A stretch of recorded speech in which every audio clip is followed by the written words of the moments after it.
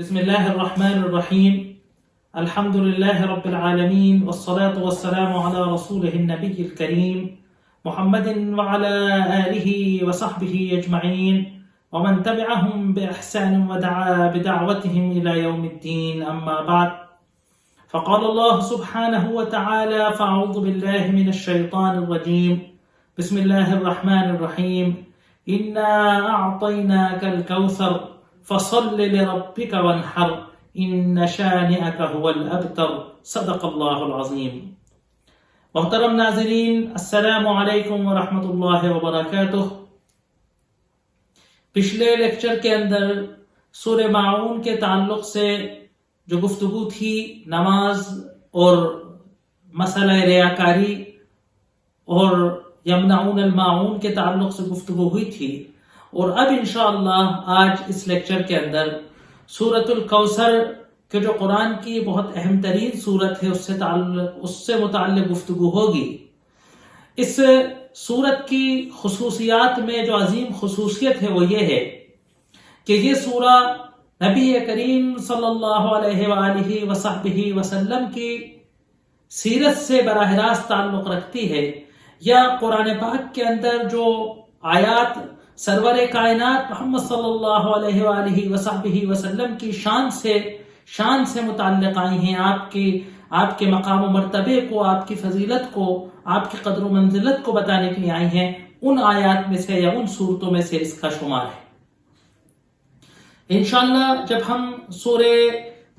جب ہم جو ہے اما پارے کی شروع سے تفسیر کریں گے تو سورہ ضحیٰ آئے گی، والضحیٰ واللیل اذا سجا، اور سورہ شرح الم نشرح لک صدرک ہے نا، اور اسی طریقے سے یہ سورہ انا اعطینا، یہ مکمل نبی کریم صلی اللہ علیہ وسلم کی سیرت سے متعلق اور آپ کو مخاطب کرتی ہیں. سورت کے بارے میں مکی اور مدنی ہونے میں علماء کا کچھ اختلاف ہے. ایک بڑی تعداد مفسرین کی اس سورت کو مکی سورت قرار دیتی ہے،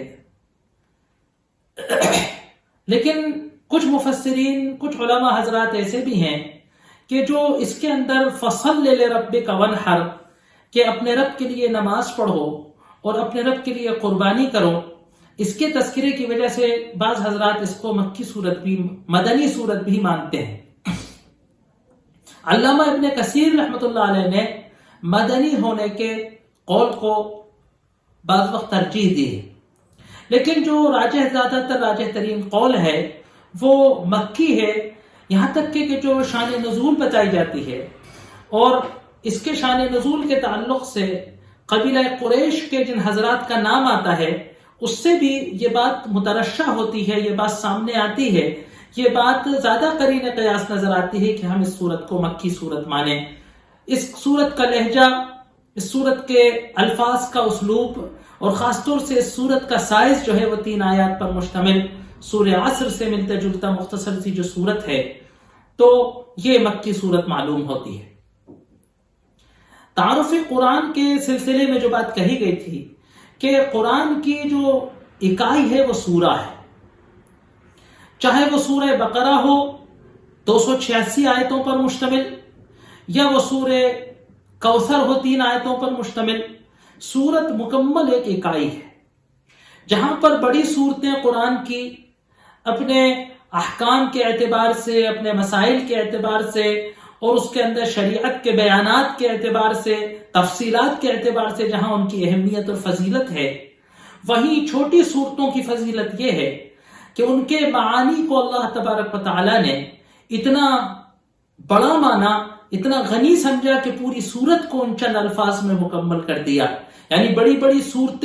صورتوں میں جو بات کہی گئی ہے، یہ چند الفاظ ہی اہمیت کے اعتبار سے، معانی کے اعتبار سے، روح کے اعتبار سے، ہماری ایمانی و اخلاقی و فکری تربیت کے اعتبار سے یہ چند الفاظ ہی وہ اہمیت رکھتے ہیں. آپ دیکھتے ہوں گے کہ جو تربیتی نظام بنائے جاتے ہیں، جو ٹریننگز دی جاتی ہیں، اس میں 2 طریقے ہوتے ہیں. ایک تفصیلی بات ہوتی ہے کہ جو ٹریننگ کا ایک بڑا مقصد ہوتا ہے کہ تفصیلی گفتگو کی جائے، بات کی تمام تفصیلات کو سمجھایا جائے، گھنٹوں مشق کرائی جائے. اور ایک ہے کہ کچھ چند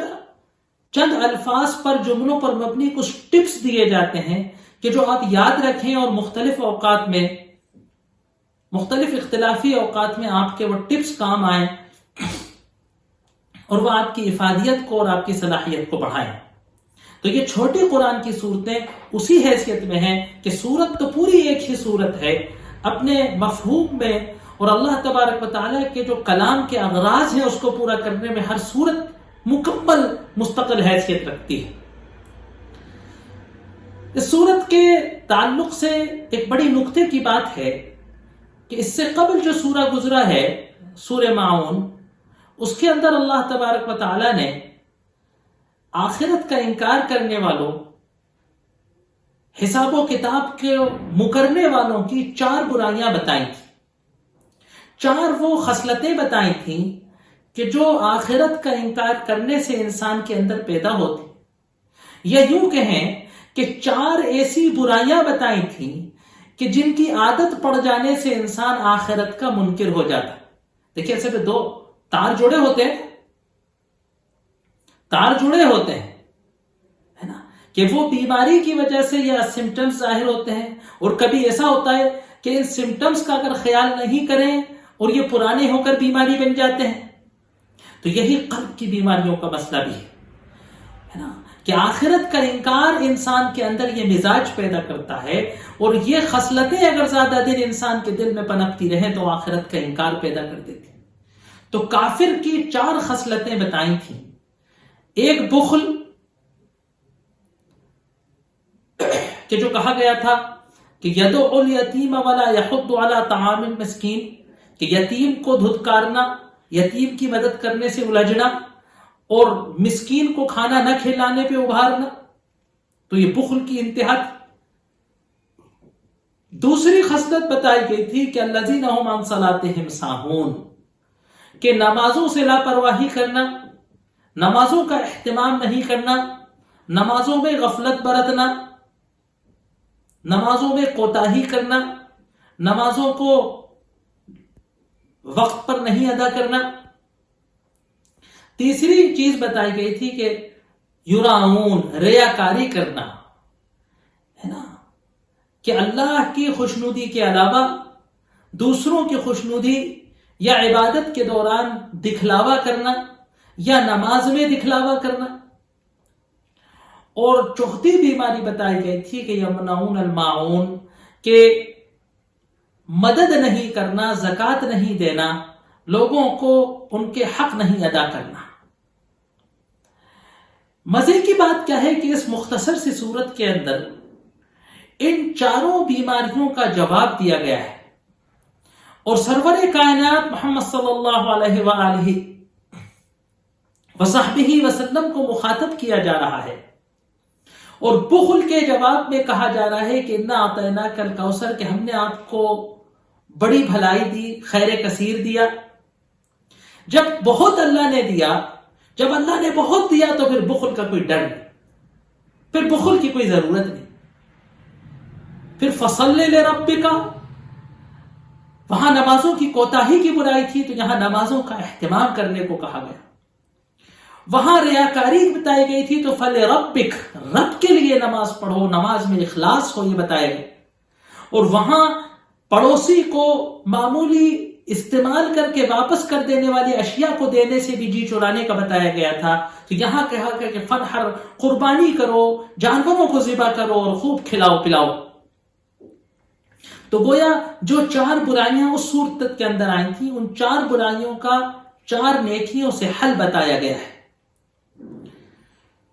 سورت کے تعلق سے، شان نزول کے تعلق سے بتایا جاتا ہے کہ روایتوں میں آتا ہے کہ اللہ کے رسول صلی اللہ علیہ وآلہ وصحبہ وسلم مسجد نبوی میں تشریف فرما تھے۔ اسی حدیث کی بنیاد پر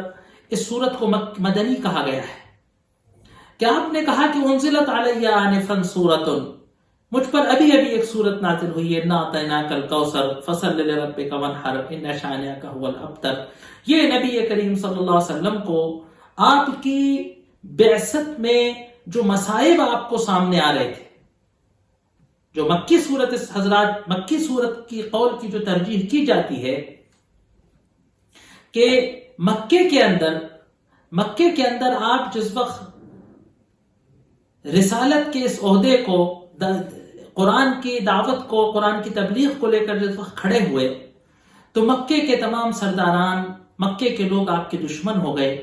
آپ کی بڑی مخالفت کری، آپ پر عرصہ حیات تنگ کر دیا گیا، اور جو کچھ مال و اسباب آپ کے گھر میں تھا، آپ کی زوجہ مبارکہ حضرت خدیجہ رضی اللہ عنہ کے پاس جو کچھ دولت تھی، سب ان نے اللہ کے رسول صلی اللہ علیہ وآلہ وسلم پر اور اسلام کے دین کی خدمت میں، دین کی دعوت و نشر و اشاعت میں خرچ کر دیا تھا۔ آپ پر بڑا عرصہ حیات تنگ تھا، قریش آپ کی مخالفت میں تھے، قریش والے آپ پر الزام تراشیوں کا، بہتان تراشیوں کا ایک سمندر، آپ پر ایک پہاڑ جاری تھا۔ ایسی صورت میں اللہ تبارک و تعالیٰ نے ان حالات میں آپ کو کہا کہ ہم انا اعطیناک الکوثر، ہم نے تم کو کوثر عطا کیا۔ اب اس لفظ کوثر کی تشریح انشاءاللہ بھی ہم کریں گے۔ تو یہ صورت آپ کو انتہائی کبیدہ خاطری کی حالت میں دلاسا دینے کے لیے، تسلی دینے کے لیے، اور اس بات کا اعتماد دلانے کے لیے کہ یہ جو کچھ مصائب ہیں، یہ جو کچھ پریشانیاں ہیں، یہ جو کچھ آزمائشیں ہیں، یہ جو کچھ وقتی دشواریاں ہیں، یہ ہمیشہ نہیں رہیں گی۔ اللہ تبارک و تعالیٰ نے آپ کے لیے بڑا خیر کثیر، بڑے انعامات اور اکرامات، بڑے مقامات، بڑے امتیازات آپ کے لیے رکھے ہیں۔ بڑا بلند مقام اللہ تبارک و تعالیٰ نے آپ کے لیے رکھا ہے، اور ان بلند مقاموں سے ایک مقام کوثر کا مقام ہے۔ اس اخیر میں لفظ کے اندر آتا ہے ان شانئک هو الابتر، اس کے سلسلے میں جو ہے انشاءاللہ گفتگو کی جائے گی۔ تو اللہ تبارک و تعالیٰ فرما رہا ہے کہ انا اعطیناک الکوثر، ہر شک ہم نے تم کو کوثر عطا فرمایا۔ کوثر کے بارے میں علماء کے دو اقوال ہیں۔ بعض حضرات نے کہا ہے کہ کوثر عربی زبان میں بنا ہے لفظ کثیر سے بنا ہے کوثر۔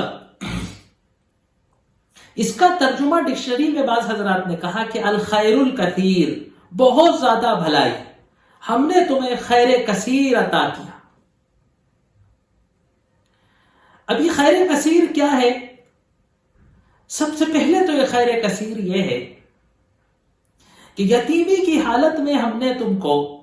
ایسا پالا، ایسی پرورش کی کہ مکے کے اندر تمہیں سربلند لوگوں کے اندر اس اخلاق عالیہ کے لیے جانا جاتا ہے۔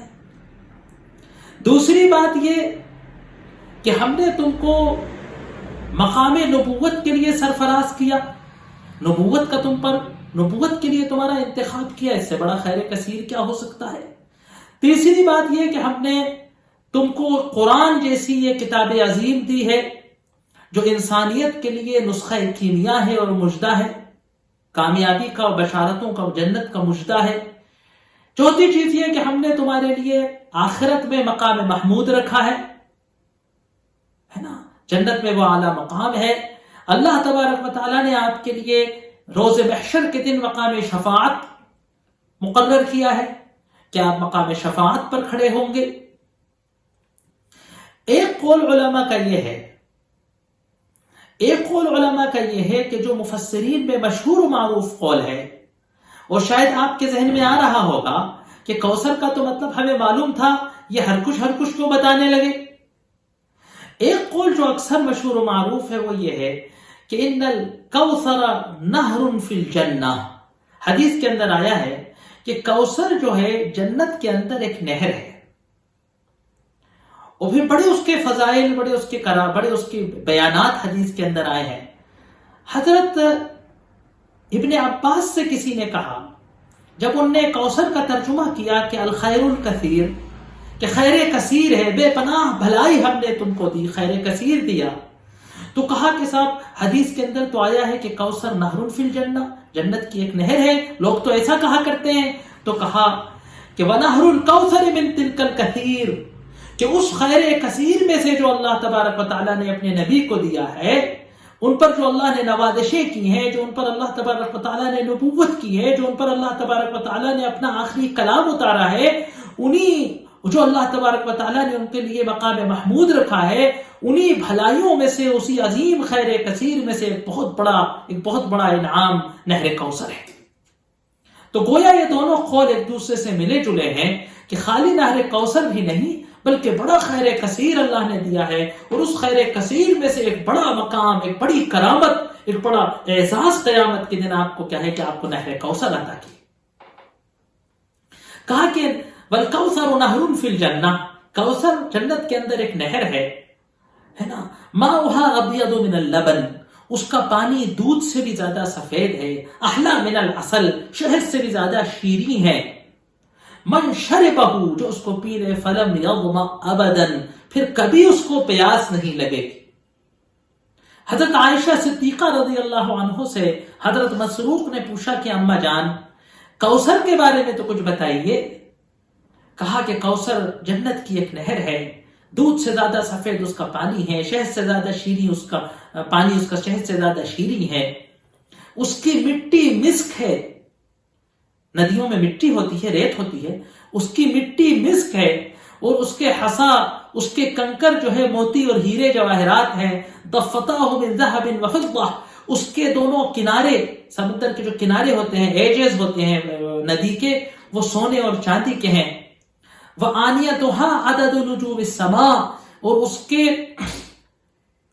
کے جو پیمانے ہیں، اس کے جو پیالے ہیں، اس کے جو جام ہیں جس سے قیامت کے دن میں روز محشر میں سرور کائنات جس سے مومنین کو پانی پلائیں گے، ہے نا، وہ آسمان کے ستاروں کے تعداد کے طرح ہے۔ کہا کہ فضہ چاندی کے ہیں، الغرض کہ بہت اس کے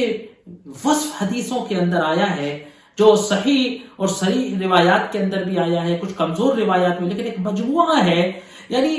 نہر کوثر کے تعلق سے، اور قیامت کے دن نبی کریم صلی اللہ علیہ وسلم کا ایک حوض کوثر ہوگا میدان حشر کے اندر۔ قیامت کے دن میدان عرصات حشر جو ہوگا، عرصات القیامہ جو ہوگا، قیامت کا جو میدان ہوگا، وہاں ایک مقام ہوگا جس کا نام حوض کوثر ہوگا۔ اس کے طول و عرض کے بارے میں بڑی حدیثیں آتی ہیں۔ آپ نے کہا کہ یہاں سے یمن تک اس کی لمبائی ہوگی، کہیں کہا صنعاء تک ہوگی، کہیں کہا شام تک ہوگی۔ یقیناً وہ لمیٹڈ کلومیٹر بتانا مقصد نہیں تھے۔ اس وقت مدینے کے اندر آپ بیٹھ کر اپنی مسجد میں جب اس کو بیان کرتے تھے تو گویا ایک ذہن کے اندر اس کی لمبائی اور چوڑائی کو بیان کرنا مقصد ہوتا تھا کہ اتنا بڑا ہو۔ کہا کہ اس میں 2 آبشاریں ہوں گے من ذہب و فضہ، سونے اور چاندی کے 2 آبشاریں ہوں گے، جنت کی نہر کوثر سے اس حوض کے اندر پانی آ رہا ہوگا۔ یہ اس لیے اس کو حوض کوثر کہا جاتا ہے۔ میدان حشر میں وہ ندی نہیں ہے، وہ نہر تو جنت کی نہر ہے، اللہ کے رسول صلی اللہ علیہ وسلم کے پاس ہے نا۔ کہا کہ اس نہر کے دونوں طرف یاقوت و زبرجد جو قیمتی ہے نا نایاب ہیرے ہوتے ہیں، یاقوت و زبرجد کے محل بنے ہوئے ہوں، اس ندی کے دونوں کنارے یاقوت و زبرجد کے محل بنے ہوئے ہوں گے۔ یہ ندی وہاں جنت کی ہے۔ اس میں 2 آبشاروں کے ذریعے اس کے اندر، اس حوض کوثر کے اندر نہر کوثر کا پانی آ رہا ہوگا،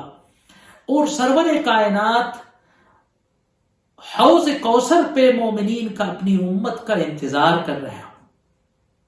کہا وَأَنَا فَرَطُكُمْ عَلَى الْحَوْضِ، میں حوض کوثر پہ تم سے پہلے جا کر تمہارا انتظار کر رہا ہوں۔ من شرب منہ لم یظمأ ابدا، جو اس میں سے پانی پی لے گا وہ کبھی پیاسا نہیں ہوگا۔ جنت کی ایک خصوصیت ہے کہ اس میں جانے والا، اس کی ہوا سونگھ لینے والا، اس کا پانی پی لینے والا، اس کا سایہ دیکھ لینے والا، کبھی پھر اس سے وہ چھنتا نہیں۔ مومنین کے لیے ایک عظیم بشارت ہوگی کہ میدان حشر میں حساب و کتاب کے موقع پر جنت میں جانے سے پہلے جو اس حوض کوثر کا پانی پی لے گا،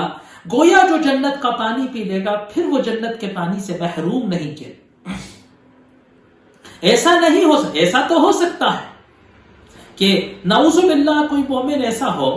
کہ جو حوض کوثر پہ سے پانی پینے کی کیٹیگری میں نہ آئے، وہ اس مقام پر نہ پہنچا ہو کہ اس کو حوض کوثر میں سے پانی پینا نصیب ہو،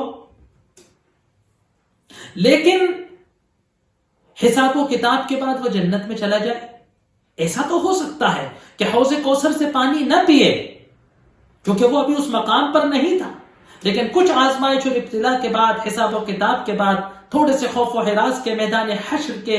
ہیبت سے گزرنے کے بعد اللہ معاف کر دے، اللہ نے اس کے جنت میں جانے کا مقدر لکھا ہو، یا خدا نہ خواستہ والعیاذ باللہ کچھ وقت جہنم میں گزار کر جنت میں پہنچ جائے۔ لیکن ایسا نہیں ہو سکتا کہ کوئی حوض کوثر کا پانی پی لے اور پھر جنت میں نہ جائے۔ تو یہ بہت بڑا مقام ہوگا، یہ ایک طریقے سے اس میدان حشر کے اس ہولناکی کے اندر، اس گرمی کے اندر، اس پیاس کے اندر، اس خوف و ہراس کے اندر، اس زبردست مقام کے اندر حوض کوثر سے پانی نصیب ہونا جنت میں داخلے کی بشارت کے مترادف ہو۔ ایک خوشخبری ہوگی مومنین کے لیے کہ اللہ نے جب یہاں تک پہنچایا تو اب انشاءاللہ کامیابی اور کامرانی سے سرفراز کر کے جنت میں بھی داخل کرے۔ تو یہ حوض کوثر کے بڑے فضائل ہیں، بڑی اس کی تفصیلات ہیں۔ اگر ہم کسی حدیث کی کتاب کو کھول کر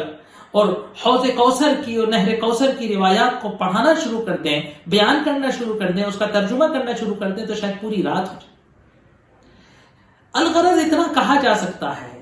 کہ نہر کوثر اور حوض کوثر اور میدان عرصات میں اس حوض کوثر کا ہونا اور سرور کائنات صلی اللہ علیہ وآلہ وصحبہ وسلم کا اس حوض کوثر پہ مومنین کا انتظار کرنا اور مومنین کا اس حوض کوثر سے پانی پینا ہے نا، اس سلسلے میں اتنی روایات موجود ہیں کہ تواتر کی حد تک اگر نہ بھی جائیں، اس فنی بحث میں میں نہیں پڑھ رہا، ہو سکتا ہے جواب میں کوئی دوسرا ویڈیو یوٹیوب پر ڈل جائے کے ساتھ تواتر غلط کہا تھا، تواتر نہیں ہے۔ تواتر کی حد تک اگر نہ بھی جائیں تو قابل اطمینان کی حد تک یہ روایات ہم کو یہ بھروسہ دلاتی ہیں کہ ہے نا کہ والحوض حق، کہ قیامت کے دن، روز محشر کے دن سرور کائنات کا حوض کوثر ہونا یہ حق ہے، ایک عقیدہ اہل کتاب اہل سنت والجماعت کا ہے۔ ان بشارتوں کی حدیث کے اندر ایک مقام ایسا ہے کہ جو ہمارے لیے بڑا عبرت کا ہے۔ جب بھی کبھی حوض کوثر کی روایات کو ہم بیان کرتے ہیں، اس کے فضائل کو بیان کرتے ہیں، یہ نقطہ اس میں سے بیان ہونا بہت ضروری ہے۔ کہا کہ اتنا بڑا حوض ہوگا کہ ایک ملک سے کئی ہزار کلومیٹر لمبائی چوڑائی کا وہ حوض ہوگا۔ اللہ کے رسول صلی اللہ علیہ وسلم اس حوض کوثر پر آسمان کے ستاروں کے بقدر یعنی انلیمیٹڈ آپ پیالوں اور پیمانوں سے مومنین کو وہاں پانی پلانے کے لیے موجود ہوں گے۔ کہا کہ کچھ لوگ حوض کوثر پر میرے پاس آئیں گے، کچھ لوگ حوض کوثر پہ میرے پاس آئیں گے اور میں دیکھوں گا کہ فرشتے ان کو حوض کوثر سے دھکیل رہے ہوں گے، دھکا دے رہے ہوں گے۔ میں فرشتوں سے کہوں گا ارے امت، یہ تو میرے امت کے لوگ ہیں۔ فرشتے مجھ سے کہیں گے انک لا تدری ماذا احدثوا بعدک، تم نہیں جانتے کہ تمہارے جانے کے بعد، تمہارے دنیا سے رخصت ہو جانے کے بعد تمہارے ان امتیوں نے کیا کیا اپنے دین کے اندر نت نیا کر لیا۔ احدث یحدث، کیا کیا ان نے نیا کر لیا تھا دین کے اندر، ان نے کیا تبدیلیاں کر لی تھیں، کیا ان نے دین کے اندر بگاڑ کرا تھا۔ جب مجھے یہ پتا چلے گا کہ ان کے میری سنت سے ہٹ جانے کی وجہ سے، میرے طریقے سے منہ پھیر لینے کی وجہ سے، میری روش سے ہٹ جانے کی وجہ سے، دین کے اندر نت نئے بدعتیں پیدا کرنے کی وجہ سے، دین میں نت نئے طریقوں کے پیدا کرنے کی وجہ سے ان کو یہ سزا دی گئی ہے کہ میرے حوض کوثر سے ان کو دھکیلا جا رہا ہے، میں ان سے کہوں گا سحقن سحقن، ستیہ ناس ہو تمہارا، ستیہ ناس ہو تمہارا، ستیہ ناس ہو تمہارا۔ تو یہ بڑا عبرت کا مقام ہے کہ جہاں ہم حوض کوثر کی روایات سن کر خوش ہوتے ہیں، مطمئن ہوتے ہیں، ہم سینہ یوں چوڑا ہوتا ہے کہ ہمارے نبی کو یہ مقام محمود آتا ہوگا، یہ مقام فخر آتا ہوگا اور ہم امتیوں کو اس سے پانی نصیب ہوگا، وہی روایت کا یہ آخری حصہ ہمیں کچوکا لگاتا ہے، ہمیں ہلاتا ہے، ہمیں اس بات پر ابھارتا ہے کہ ہم اپنے گریبان میں منہ ڈالیں، ہم اپنے طریقہ کار پر نظر ثانی کریں کہ کہیں ہمارا طریقہ، کہیں ہمارے زندگی گزارنے کا طریقہ، کہیں ہمارے دین کے طور طریقے اللہ کے رسول صلی اللہ علیہ وآلہ وصحبہ وسلم کے طور طریقوں سے، آپ کی سنتوں سے کہیں الگ تو نہیں ہے؟ کہیں نعوذ باللہ ولا یعوذ باللہ ولا یعوذ باللہ کہیں ہمارا شمار ان لوگوں میں تو نہیں ہوگا کہ جن کے بارے میں فرشتے یہ کہہ دیں گے کہ پیارے نبی یہ وہ لوگ ہیں کہ جن نے آپ کی سنتوں کو چھوڑ دیا تھا، یہ وہ لوگ ہیں کہ جن نے آپ کے دین کو دنیا میں بے سہارا چھوڑ دیا تھا، یہ وہ لوگ ہیں کہ جو آپ کی سنتوں کو مرتا ہوا دیکھتے تھے اور عیاشیوں میں غفلتوں میں مبتلا رہتے تھے، یہ وہ لوگ ہیں کہ جو آپ کے دین کو پامال ہوتا ہوا دیکھتے تھے اور یہ دنیا کمانے، دنیا کھانے، عیاشیاں کرنے، عیش و عشرت میں سونے اور جاگنے، پیسے کمانے میں لگے رہتے تھے، یہ وہ لوگ ہیں کہ جو آپ کے دین کی نصرت نہیں کرتے تھے، یہ وہ لوگ ہیں کہ جو آپ کی ذات کی توہین ہوتی تھی اور ان پر جو نہیں رہتی تھی، یہ وہ لوگ ہیں کہ آپ کی سنتوں کو مسمار کیا جاتا تھا اور ان کے دل نہیں تڑپتے تھے، یہ وہ لوگ ہیں کہ جو آپ کی سنتوں کو زندہ نہیں کرنا چاہتے تھے۔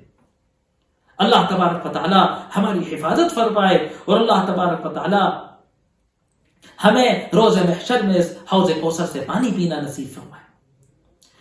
آگے اللہ تبارک و تعالی کہہ رہا ہے کہ اس خیر عظیم اور اس عظیم و زبردست انعامات کا بدلہ یہ ہے کہ فصل لربک وانحر۔ اللہ کے رسول صلی اللہ علیہ وسلم کو یہ ادب سکھایا جا رہا ہے۔ یقیناً آپ اپنے مقام نبوت سے خود اس بات کو سمجھتے تھے، لیکن تاکید کی گئی ہے ہمیں بتانے کے لیے، امتیوں کو یہ بتانے کے لیے کہ نبی کریم صلی اللہ علیہ وسلم تک کو جب یہ ہدایت دی گئی ہے تو ہمارے لیے یہ ہدایت کتنے معنی رکھتی ہے کہ اللہ کی نعمتوں کا، اللہ کی نوازشوں کا، اللہ کے کرم کا بدلہ یہ ہے کہ اس کے لیے نماز پڑھی جائے۔ فصل، بس نماز پڑھو، لے رب کا، اپنے رب کے لیے۔ نماز کسی کو دکھانے کے لیے نہیں ہو، نماز کسی کی خوشنودی کے لیے نہیں ہو، ہے نا، نماز محض اللہ تبارک و تعالیٰ کے لیے ہو۔ فصل لے ربک، بس اپنے رب کے لیے نماز پڑھو۔ ونحر، اور قربانی کر۔ قربانی بڑی اہم عبادت ہے۔ انشاءاللہ جب عید الاضحیٰ کا کوئی موقع آئے گا تو اس وقت قربانی اور اس کے تعلق سے گفتگو کریں گے انشاءاللہ، ہے نا، کہ یہ ایک مظہر عبادت ہے۔ حضرت ابراہیم علیہ السلام نے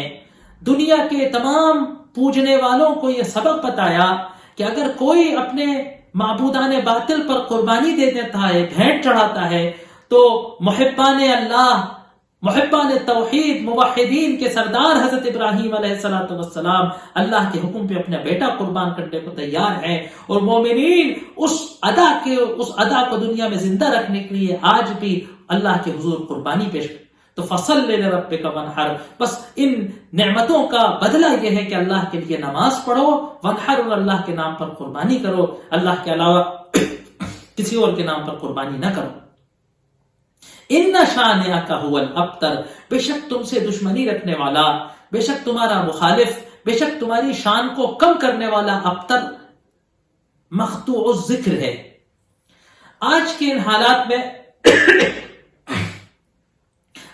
حالات میں کہ جس وقت اللہ کے رسول صلی اللہ علیہ وآلہ وصحبہ وسلم ان کی تعلیمات سے دشمنی رکھنے والے مختلف اداؤں سے، طریقوں سے اللہ کے رسول صلی اللہ علیہ وسلم سے اپنی دشمنی اور اپنے بغض کا اظہار کرتے ہیں، اس کو دنیا کے سامنے پیش کرنے کی کوشش کرتے ہیں، اسی طریقے سے مکے کی سرزمین پر سرور کائنات کی زندگی میں بھی ہوا کرتا تھا۔ بتایا جاتا ہے کہ یہ آیت یا تو عاص ابن وائل کے تعلق سے نازل ہوئی ہے، بعض روایتیں آتی ہیں کہ ابو جہل کے تعلق سے نازل ہوئی ہے، بعض روایتیں کہتی ہیں کہ ابو لہب کے تعلق سے نازل ہوئی ہے۔ الغرض یہ تمام ان حضرات کے لیے نازل ہوئی ہے کہ جو ان مقام نبوت سے اور اللہ کے رسول صلی اللہ علیہ وسلم پر جو اللہ نے انعامات کیے تھے، جو وہ مقام بلند عطا کیا ہے، جو آج تک تاریخ میں کسی ہستی کو وہ مقام بلند نہیں حاصل ہوا ہے، ایک تعداد ہے مشرکین و کافرین کی کہ جو اس بلندی مقام سے جلتے اور کڑتے ہیں، ان کے بارے میں اللہ نے کہا ان شانئک ھو الابتر، ہے نا۔ سرور ایک ابتر کہتے ہیں عربی میں مقطوع کو، کٹے ہوئے کو۔ عربی میں ابتر کہتے ہیں اس کو کہ جس کا تذکرہ کٹ جائے، جس کا نام زندہ کرنے والا، جس کا نام لینے والا، جس کے کاموں کو آگے بڑھانے والا کوئی نہیں بچے۔ عربوں کی یہاں اصل میں نسل پرستی تھی، قبائلی نظام تھا، تو ان کا یہ ماننا تھا کہ جس کی نرینہ اولاد نہ ہو اس کا نام لینے والا کوئی نہیں بچے گا، اس کے عظمتوں کو کوئی دنیا میں آگے چلانے والا نہیں بچے گا، اس کا ونش ختم ہو جائے گا، اس کی نسل ختم ہو جائے گی۔ تو جب مکے کے اندر آپ کے بیٹے طاہر و قاسم، ہے نا. اور عبداللہ 3 تھے کہ 2 سیرت نگاروں کے اختلاف کے بقول ہے کہ جب ان کا وفات ہوئی، ان کا انتقال ہوا، تو آپ سے بغض رکھنے والوں نے کہا کہ بوترا محمد جو ہے لا ولد ہو گیا ہے نا. عاصم بن وائل نے کہا دعو ہو، چھوڑو یار اس کا پیچھا، چھوڑو اس کا پیچھا، وہ تو ابتر ہے، مر جائے گا، کون اس کا نام لے گا، نہ اس کا کوئی بیٹا ہے نہ کوئی اس کا پوتا ہے، کون اس کے عقیدے کو آگے بڑھائے گا، اس کی یہ دعوت اس کی موت کے ساتھ ختم ہو جائے گی، نعوذ باللہ. ایسا کہا، مقطوع ذکر کہا. اللہ تبارک و تعالیٰ نے تاریخ گواہ ہے کہ دنیا میں سب سے زیادہ مشہور معروف ہستی اگر کوئی ہے، سب سے زیادہ جس شخصیت کے بارے میں لکھا گیا ہے، سب سے زیادہ جس شخص کا دنیا میں نام لیا گیا ہے، کتابوں میں اور تاریخوں میں سب سے بار جس شخصی کا نام آیا ہو، رسول اللہ صلی اللہ علیہ وسلم، قال رسول اللہ، حدیثوں کے اندر، سیرت کے اندر، رجال کے اندر، تاریخ کے اندر، مسلمانوں کی زبان سے، کافروں کی زبان سے، عیسائیوں کی زبان سے، یہودیوں کی زبان سے، آپ سے محبت کرنے والوں کی زبان سے، آپ سے نفرت کرنے والوں کی زبان سے، آپ سے بغض کرنے والوں، جتنا نام نظر کائنات کا لیا گیا ہے، اتنا نام دنیا میں آج تک کسی کا نہیں. انسائیکلوپیڈیا گواہ ہے اس بات کی کہ دنیا میں محمد سے زیادہ نام آج تک کسی نہیں رکھا. بچوں میں سے نام آج تک محمد سے زیادہ کسی کا نہیں رکھا گیا ہے. یہ آپ کی مقبولیت یا آپ کی نام لیوائیت. سارے جانثار صحابہ ہے نا آپ کے نام. تو پتہ چلا کہ بیٹے سے نام نہیں چلتا، نام کارناموں سے چلتا ہے، نام اس عزت اور اس تعلیم سے چلتا ہے جو آپ نے دی ہے. بتائیے حضرت امام ابو حنیفہ رضی رحمۃ اللہ علیہ کے بیٹے حماد ابن ابو حنیفہ کو کتنے لوگ جانتے ہیں، لیکن امام محمد اور امام یوسف جو ان کے شاگرد تھے ان کو سب جانتے ہے نا. تو نام کارناموں سے ہوتا ہے، نام اس اعلیٰ تعلیم سے ہوتا ہے، نام اس کردار سے ہوتا ہے جو انسان گزار کر گیا ہے. اللہ نے کہا ان شانئک ھو الابتر، تم سے نفرت کرنے والا، تم سے بغض کرنے والے مقطوع الذکر ہوں گے. چنانچہ مکے کے کافر و مشرکین مقطوع الذکر ہو گئے. ان کی اولادوں نے خود اس کلمے کا پڑھ لیا کہ جس کلمے کے خلاف وہ کھڑے تھے، ان کا کلمہ، ان کی دعوت، ان کا شرک مٹ گیا. ان کا آج نام کوئی نہیں لیتا ہے تو اس لیے لیتا ہے کہ وہ سرور کائنات کے دشمن اور بغض رکھتے تھے. ابو جہل مقطوع ذکر ہو گیا، ابو لہب مقطوع ذکر ہو گیا، عاص بن وائل مقطوع ذکر ہو گیا. اس کا کوئی نام نہیں لیتا آج، اس کی دعوت کچھ نہیں. مفسرین نے لکھا کہ ابو لہب کے لیے اس سے زیادہ ذلت کی بات کیا ہوگی کہ ساری عمر مرنے تک وہ جس دعوت کی مخالفت کرتا رہا، اس کے تینوں بیٹے اس کے مرنے کے بعد، فتح مکہ کے بعد اس دعوت کے نام لیوا ہو گئے. وہ اس ہستی کی جس کو گرانے کے لیے، وہ ہستی کی جس کو دبانے کے لیے، وہ ہستی کی جس کے ذکر کو اکھاڑنے کے لیے وہ ساری عمر جدوجہد کرتا رہا، اس کے تینوں بیٹے اس کے مرید ہو گئے، اس کے نام لیوا ہو گئے، اس کے ہاتھ پہ بیعت کرنے لگے، اس کو صلی اللہ علیہ وآلہ وصحبہ وسلم کہنے لگے. اس سے زیادہ مقطوع ذکر کوئی کیا ہوگا، ہے نا. تو اللہ نے ان شانئک ھو الابتر، تاریخ گواہ ہے کہ جس نے اس ذات مبارک کی مخالفت کی وہ دنیا کے اندر ذلیل و خوار ہوا، وہ تاریخ کے اندر ذلیل و خوار ہوا. اللہ تبارک و تعالی ہمیں سرور کائنات محمد صلی اللہ علیہ وسلم کی صحیح عزت و منقبت کرنے، آپ سے محبت کرنے کی توفیق عطا فرمائے، آپ کی سنتوں کو زندہ کرنے کی توفیق عطا فرمائے. اور اللہ تبارک و تعالی روز محشر کے دن اس عرصات قیامت میں اور ان حالات میں اللہ تبارک و تعالی حوض کوثر سے پانی پینا نصیب فرمائے. وآخر دعوانا ان الحمد للہ رب العالمین.